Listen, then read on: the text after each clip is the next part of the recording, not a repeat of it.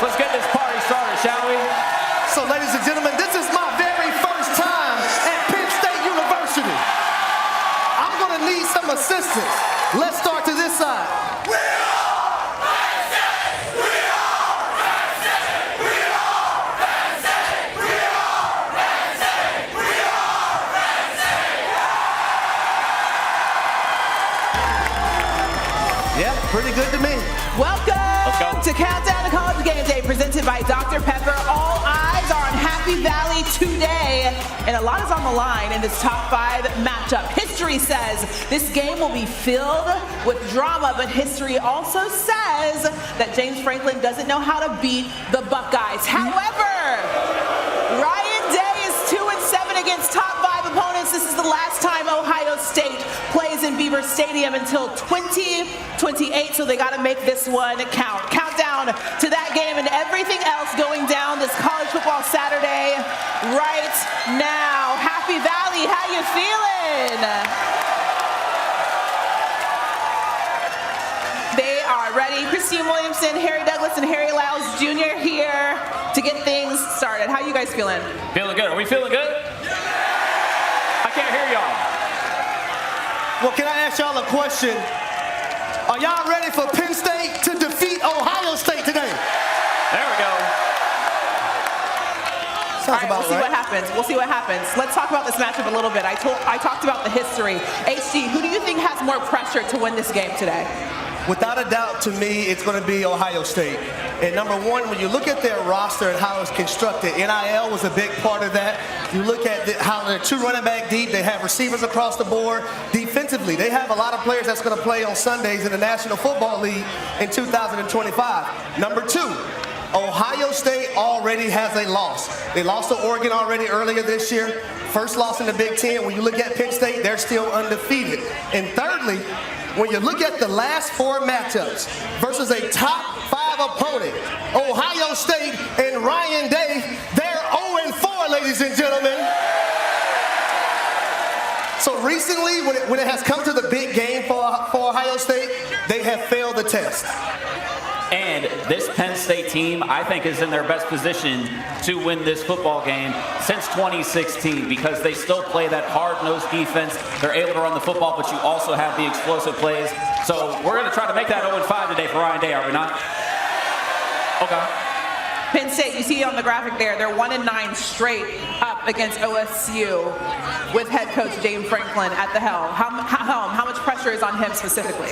I think there's some pressure, but again, I think with what HD was talking about with Ohio State, and they have that Oregon loss already, this team hasn't lost yet. Yeah. And they've looked like one of the better teams in the country. I think obviously people talk about James Franklin needing to be able to win these big games, but to me, it's less about this particular game and them getting into the playoff and doing damage there as well. And I think when you look at Ohio State from their side of things as well, you have the one loss. You can't afford to lose to Penn State today, but also you have Indiana on your schedule. Indiana has surprised a lot of people. We did College Game Day there last week. The crowd was unbelievable. What Signetti has done for the Hoosiers, listen, one of a kind. You have people that are 1 of 1. Signetti's 1 of 1. So I think for Ohio State, this is not a maybe we can win. It's a must win. Yeah, a lot on the line in the Big Ten, a lot on the line in the CFP in general. Now, the quarterback for Ohio State, Will Howard, he has a history specifically with Penn State. I want you guys to take a listen to this. I'm stoked. I cannot wait. It's going to be a homecoming for me. I grew up a Penn State fan. I wanted to go there my whole life. They didn't think I was good enough. But I guess we'll see next week if I was. Okay, so I'm going to read this to you guys because you guys weren't able to hear him. He said, it's going to be a homecoming for me. I grew up a Penn State fan. I wanted to go there my whole life. They didn't think I was good enough. I guess we'll see next week if I was. HD, is Will Howard good enough to be at Penn State? Of course he's good enough, but I would say this. I'm hoping that Will Howard checks his emotions today. It's nothing wrong with being emotional and having those raw emotions come out when you play. But I think from a quarterback position in which you touch the football on every single down, You have to be able to control those emotions. When you get to the line of scrimmage, you don't want to be so erratic that you forget to make the right checks and get an offense from one play to the next play. Also, you got to be a ball distributor. So you have to be able to distribute the football to all the lethal weapons that you have amongst your offense and keep your head on intact, in my opinion. Actually, let me ask you this. When you are so hyped up and trying to prove yourself to a team that you feel like you should have been able to play for, and then you also have a crowd like this, right? That might rattle your cage a little bit. How does that affect a player like him? Well, I think number one for Will Howard, don't make this an individual thing. Don't make this Will Howard versus Penn State who didn't want me, right? Prove to everyone that you belong. Prove to yourself, I would say, that you belong right here as a starting quarterback in the Big Ten for one of the teams that's ranked top 5 in the country. Okay, so I saw a sign out there. It's actually right behind us. It says, Tyler Warren is hot, right? I think she I don't know why you're looking at me saying Tyler Warren is hot. Listen. I think she means physically, but he's been pretty hot on the football field as well. HG, do you think that Tyler Warren is enough for Penn State to get this one against OSU today? Well, I don't think he can do it all by himself. Collectively, it has to be amongst the Penn State team, not just offensively, but defensively and also on special teams. He is a guy that's a jack of all trades. When you can line up at running back, wide receiver, on the end line, at tight end, in the slot, you can block. He literally snapped the football versus USC and went out and caught a touchdown pass. When you have guys like that, if you're Andy Kotelnicki, you're smiling ear to ear as a play caller because you can design a lot of things around him, and we've seen that. He's thrown a touchdown pass to Nicholas Singleton, so he's the jack of all trades, a swift army knife for the Penn State Nittany Lions, and today he has to have a big game for them to have an opportunity. Yeah, a lot of what they do starts with him. You mentioned Nick Singleton. You know who I want to see today? Can we see Julian Fleming? Like, we're talking about people that have been places. He came over from Ohio State, right? I mean, I think it would be a great time for him to step up. I think he's got 10 catches on the year. If there was going to be a day for somebody else to show up, especially in those explosive plays, Julian Fleming, today's the day. I agree. Anyone else you want to step up, HG? No, how about the whole damn Penn State team?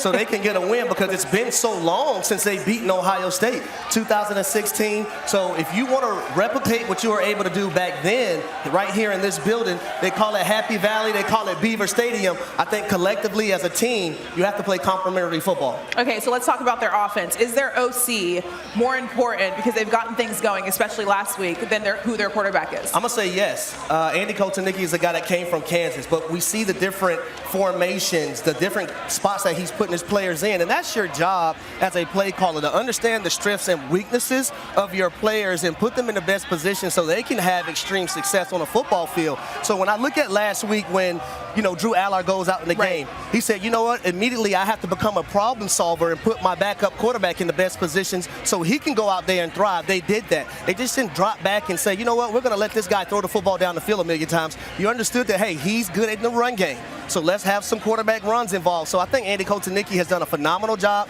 not just with Drew Allard, but I think amongst the entire offense and putting those guys in situations where they can thrive.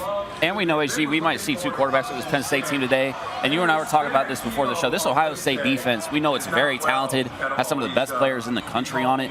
They don't really, it's not their calling card to put pressure on you. They kind of sit back and try to man up, play against you, mano y mano, outskill you.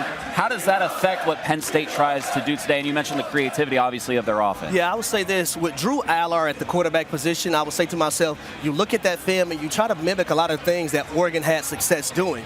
Now, if it's not going to be Drew Allard, you say to yourself, we might not be able to run some of those things. So, for Andy Kotelnicki, it's having a plan for both guys. We know that Drew Allard is supposed to play today. He's expected to play. But if something happens, you got to make sure you have two plans in place, but not two plans that deviate so far from one another that you confuse everyone else on the offensive system. But be ready. If you stay ready, you don't have to get ready. Praise be to Allah. Wow. My guy. I can't believe you just said that. That's actually pretty good. Okay, Lyles, so number 11s in the history of Penn State football have been pretty solid, no? Oh, my gosh. Yes, they have. We've got guys like LeVar Arrington, Micah Parsons. and Navarro Bowman, all of which who were dominant in honestly freakish ways at Penn State. I mean, we've got clips here. Watch LeVar Arrington just absolutely jump over this line. Navarro Bowman obviously was also part of one of the best linebacking corps in San Francisco alongside Patrick Willis. And then we obviously know what Micah Parsons is doing in Dallas right now. He's arguably the best defender in the NFL right now. And HD has a film breakdown on the newest and most talented number 11. Now, for the Penn State defense in 2024, there's a new sheriff in town, and his name is Abdul Carter, and he happens to wear number 11 as well. I'm going to show you guys a few plays on what he means to this defense that showcases athleticism, but also a guy that can get back in coverage. You see him right here on the end line of scrimmage. He is going to buzz out and play coverage within this defense. Great job by him buzzing out. Quarterback never sees him, gets a pass deflection. You would love to see him catch this football. We call that working on the jugs machine. It's okay, Abdul. Later on in your career, you'll be able to catch that and probably run it in for a touchdown. But great job being instinctive by him, but also having the athleticism to drop back in coverage. Now you're going to see him in his natural habitat, rushing on the end of the line of scrimmage against this offensive tackle. You're going to see speed. You're going to see quickness, and watch that bend to get around to the quarterback and sack him. We're going to watch this from the back end, but I want you to watch this. Watch that get off. Watch that bend right there and the dip of that shoulder to get around that offensive tackle, but he's going to arrive to the quarterback with violence. Defensive coordinators love that, and the Penn State Nittany Lions, they've seen this all season long from Abdul Carter. And last but not least, you're going to see him play the run game. You see him lined up on the line of scrimmage. You see the running back right there. As he engages with this offensive tackle, watch that right arm as he rips through. Even though he's getting held, he keeps his vision on the running back for a tackle for loss. Watch it from the back end. Great job by him initiating contact, ripping through with that right arm, keeping his vision on the running back, and having a tackle for loss. They're going to need a lot of that from Abdul Carter this week, or I should say tonight, in this ball game versus Ohio State if they want to win. Christine?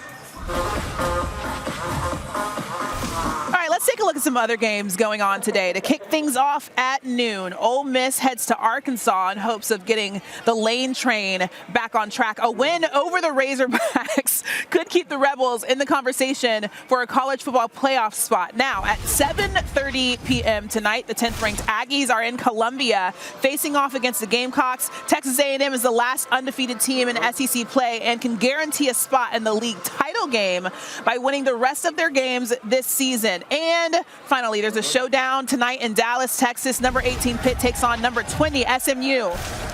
And what could be a very good primetime ACC matchup, the Mustangs have set a school record, winning their last 13 regular season conference games. The question tonight, can the Panthers break their streak? All right, as we know, the CFP looks a little different, and it's our last Saturday before the CFP committee releases their first rankings of the season. As a reminder, the new 12-team college football playoff field will include the 5 highest-ranked conference champions, which will receive automatic bids. The 7 highest-ranked teams remaining will round out the 12-team format. Now, the top 4 teams will receive a first-round bye to the quarterfinals. So let's take a look at what that would look like today. Last 4 in, Indiana, Texas A&M, Clemson, and Tennessee, while the first 4 out are Notre Dame, LSU, Pitt, and Alabama. It's crazy. That's crazy. All right, we got Stanford Steve here. He's laughing at the fact that Alabama will be one of the first 4 out. But when you look at this, is there a team that we're not talking about enough? There's 2. I would say Ole Miss is in that category just because the last time out they didn't look good. But Tennessee's the team. You saw all those teams. Last 4 in, last 4 out. We're doing it like March Madness now. But the key to all those teams, though, they can play their way in. You know, control your own destiny, the whole thing. Now it's November. It's about winning. You got to win. Alabama's a team, they know their back's against the wall. 3 losses, you're not getting in. Ole Miss, a team that has their back against the wall. They got 2 losses already. You got Georgia coming in next week. No more losses. Tennessee's got a mulligan, I will say. They have They have the win against Alabama. It's great, but I still look at them as being super dangerous because Nico, he's had 8 career starts. Yeah. And then when you go look at that run, what people did to him when we were at Oklahoma. Then the next week they go to Arkansas. The next week they go to Florida. Everybody playing that odd front defense, he's getting everything thrown at him defensively, and he's only going to get better. And that defense is real, man. You saw it against Alabama. If you told me Tennessee was going to score 24 points, I would have thought Alabama won that game, but it was because of Tennessee's defense. So they've been able to rely on that, and the offense is only get better. I think Tennessee's very dangerous. So, Steve, a team that I have in mind, I spoke about them a little while ago, is the Indiana Hoosiers. Yep. And what Cignetti has been able to do. Curtis Rourke, he's going to come back today and play in the ball game, had surgery on his thumb. What do you feel about the Indiana Hoosiers? They have 2 games left on their schedule that I see as pivotal moments, Michigan and Ohio State. And the Ohio State game is at Ohio State. I look at tonight. I think tonight's tricky, man. Jonathan Smith's a guy that when he was at Oregon State was always able to pick off ranked teams. I think he's 8-8 against ranked teams when he was there. They played all right last week, but they're another team playing a super young quarterback. He's got 6. Aiden Childs has 6 career starts, And Michigan State, if they play the style of football they want to, you have to keep Indiana off the field. Their offense is so efficient, and they played keep away from Washington and Nebraska the last 2 weeks. But I look at tonight as a dangerous spot for Indiana. If they go there and win impressively, I'm dying to see what that point spread would be when they go to Columbus, because they're legit. This is their toughest game so far. You talk about a night game, road atmosphere, conference play. You have it all when they go to Michigan State tonight. I almost feel like Indiana's in because I think they win tonight. Okay. I think Ohio State is your one toss-up game. I think as long as you don't get your teeth kicked in that one, I mean, I don't see the other, even with Michigan, I don't see them losing to that Michigan team. They don't do enough. The other key, too, with when we show the bubble teams, we have plenty of, Indiana's a team that can make it. Yeah. How are we going to view the teams that lose in conference championship games compared to the teams that don't make it? Say in Indiana, if they end up with 1 loss, and that loss to Ohio State wins today and goes on. That's what we've never had to deal with before because there was only 4. Right. I mean, you look at Georgia last year. They go from 1 to out.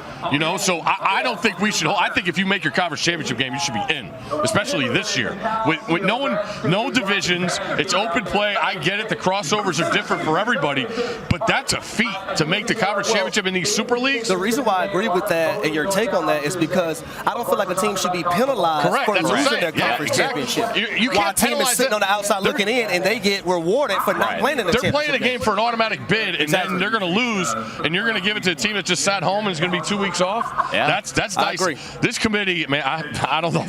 I hope they're ready because they got some tough decisions with all these teams that are involved. We love the drama. We talked a little bit about Alabama and the fact that they have to win out because they don't want 3 losses. We already know how that looks. So what is a team that you think can play out of the conversation when it comes to the CFP?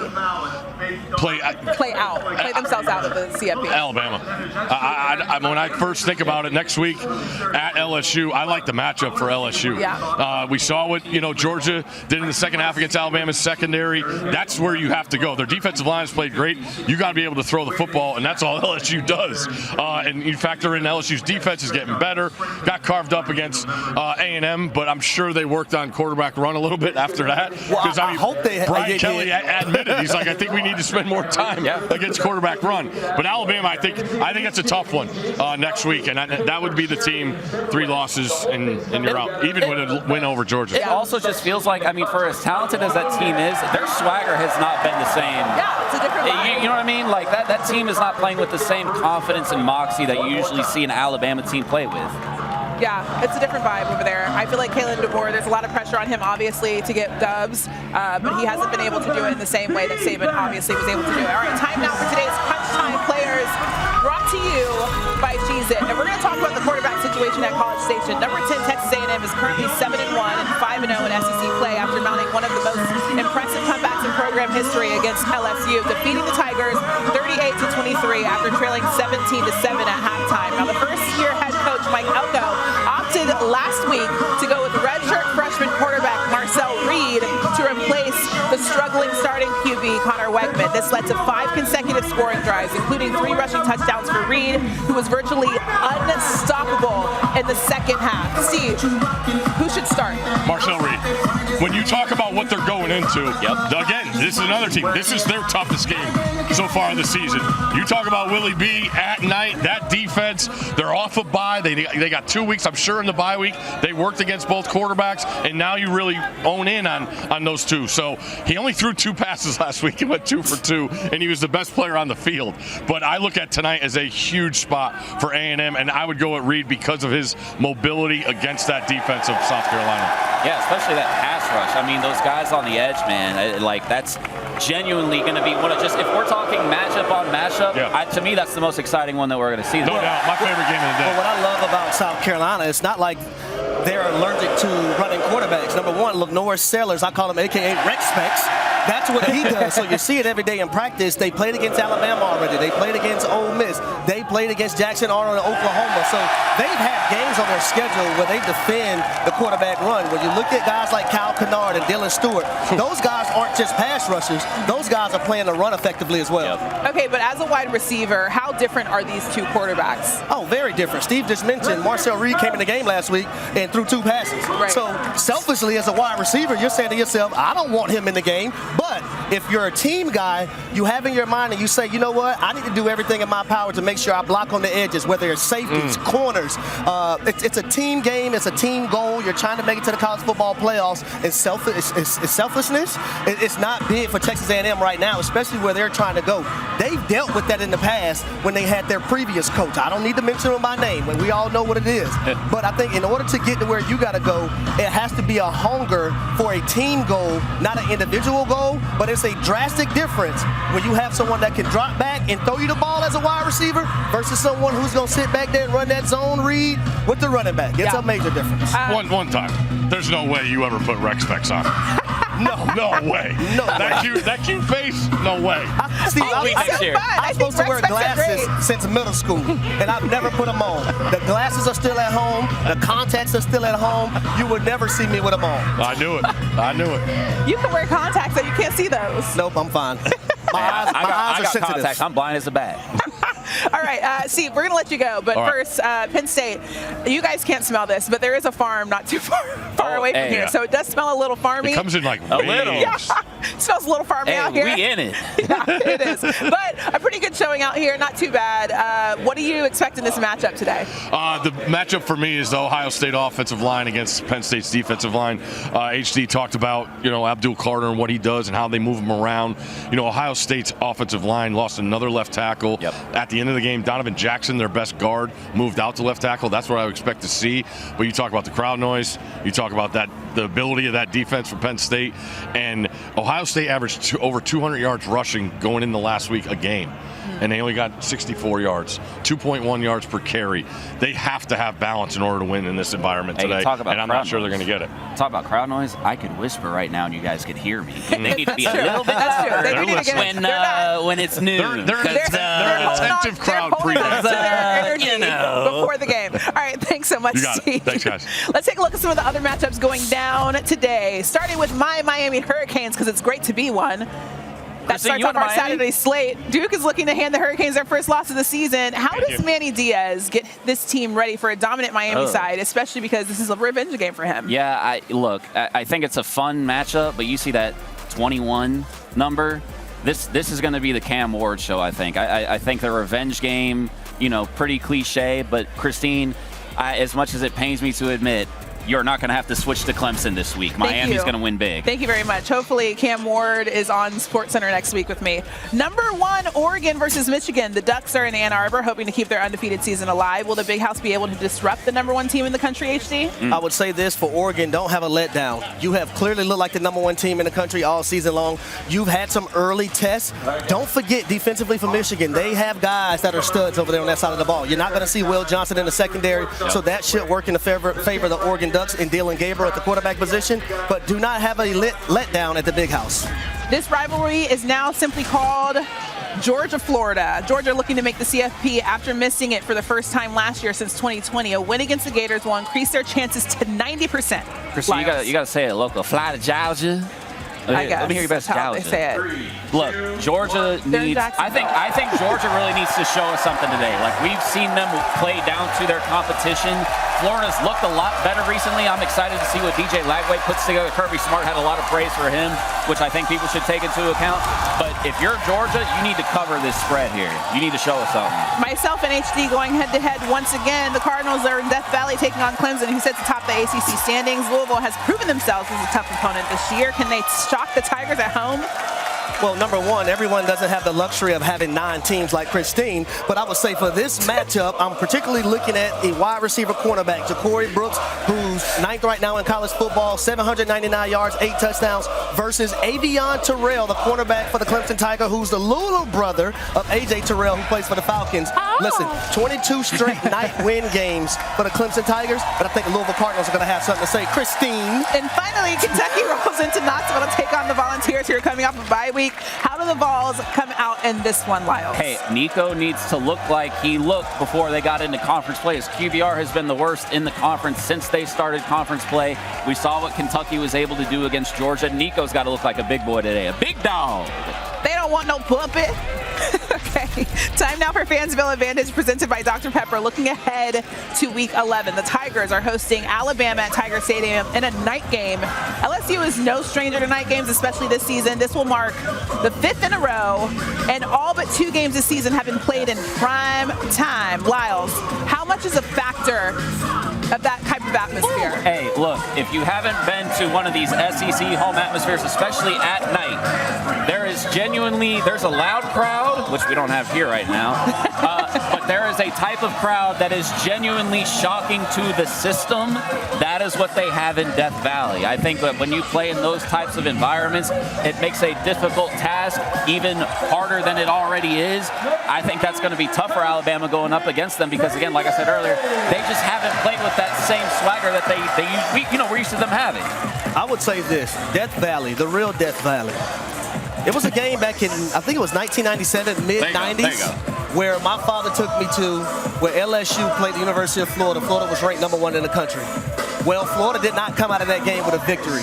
That is the loudest place I've ever been in my life, and I've been to a lot of stadiums. Yep. So number one, that's going to be something that Alabama has to deal with. But number two, on the flip side of things for LSU, I really want to see if they got that quarterback run scheme thing fixed defensively. We know Jalen Milroe is going to run the zone read. He's going to run quarterback sweeps. Have you got it fixed? Because what Marcel Reed did last week coming into the game when they played him at Texas A&M, it was sad to see. They had no adjustments. They didn't make any. So I want to see within this bye week, were they able to work on some of those things and get those things corrected? Alabama absolutely cannot afford a loss, as we mentioned with Steve earlier. Just so everybody knows, if you Google it, Clemson's Death Valley was actually in existence before LSU's. So just so you know, if you're second, then you're not the original, which means that you're not the real one. They got the big dog Death Valley, though. Anyways, copycats, literally, because they're the Tigers. All right, let's talk about this matchup a little bit more. Obviously, it's a big one. It's a top 5 matchup. Penn State taking on OSU. Penn State is James Franklin specifically is 1-9 against Ohio State. So, how are you feeling about this one? You know, I would feel better for Penn. I feel like Penn State, if they were going to get one on Ohio State, today's the day. My mind changed on that when the game time changed. This being a noon game, to me, I don't want to say it makes it just another Big Ten game because that's not true, but I really do think that home atmosphere would have made a huge difference, especially with the stuff you heard. This crowd was not louder at any point this morning than when we talked about Will Howard and the trash that he was talking. I think if you had that night atmosphere, you had the whiteout, I think that would help lift this team because this Penn State team is very talented. They're good, schematically a lot better this year, but they still need a little bit of a lift. Yep. They're not going to get that from this crowd today, and if Ohio State jumps out to an early lead and they get quiet, hey, look, it could be another one of those ones. Look, I think it's important for Penn State's defense, in particular their defensive line, that they're relentless today. Make life a living hell for Will Howard. And I think for Ohio State, you have to be balanced. Steve just touched on that. You have to be able to run the football effectively. The offensive line, they have to win at the point of attack. So I think it's going to be one in the trenches. But then when you get to the outside, A.J. Harris, a guy that's a transfer from the University of Georgia, how is he going to be able to guard Jeremiah Smith? I would like for Ohio State to use Smith in a lot of different dynamic ways, more so than what I've seen previously coming into this matchup, because I believe he's a matchup nightmare against anybody he's playing against. All right, so who you got winning this one? I got Ohio Ohio State. I felt Penn State all week. Woke up this morning and said, hey, you know what? No, it's got to be Ohio State. It's got to be Ohio State. Let me see. It's a lot of Penn State people out here, right? You going for Penn State? You going for Penn State? There's two guys. You guys can't see that. That's who I'm going with today. OHIO. I'm going with Ohio State. They're over there hiding. One guy has like an inconspicuous red hoodie nobody on. out here go Hershey. Zipped up hoodie that was black, and then unzipped it and had his Ohio State jersey on. I'm not sure who the fans went with. Can we see that? Hey, man. 52%, I believe, are for Ohio State. And unfortunately, this is bulletin board material for the Buckeyes because I'm also going with Ohio State. You know, history and also, yeah, we're just going to go with Ohio State. Unfortunately, it isn't looking good for Penn State. But we'll see. Both teams can walk away 6-1. After this one, we'll see exactly what happens. It's going to be so good. Thank you guys for hanging out with us. It's a little chippy out here, nippy, I should say. Feels good. But it's starting to feel good. I got my hand warmers. Hey, man. Stay cozy while you watch all the college football today. Thanks for watching Countdown to Game Day presented by Dr. Pepper. We will see you next week.